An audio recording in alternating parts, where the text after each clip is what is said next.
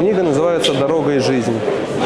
Ну, тут интересно, можно и прочитать «Дорогой жизни», а с другой стороны можно прочитать «Дорогой жизни», потому что на самом деле, находясь там, думаю, все оценили, именно осознали ту ценность человеческой жизни, ее важность и стали это больше ценить то, что вот мы находимся, больше ценить мгновение с своими близкими, мгновение с своими друзьями, вот тут мирное небо над головой.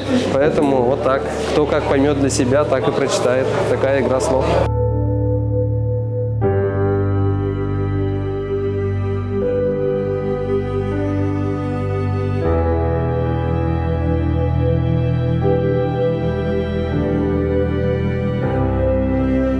Человек, который был там, он должен рассказать правду, рассказать то, что там было, что он пережил, а это рассказать очень трудно, поэтому на помощь приходит поэзия.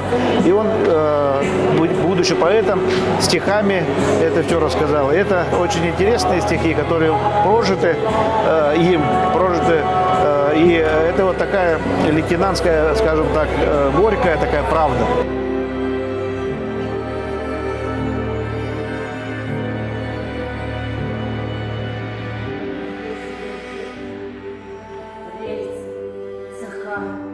Дыры под крышей.